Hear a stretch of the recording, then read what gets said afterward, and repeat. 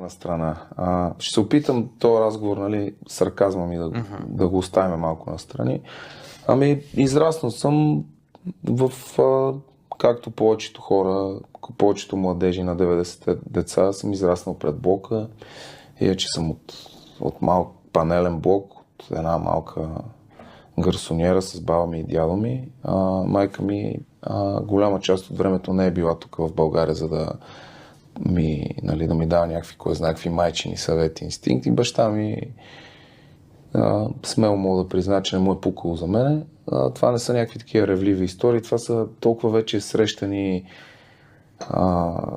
така да го наречем, улични житейски битови романи, че аз не съм единствени от моето поколение, който имам право да се оплаквам за тия неща.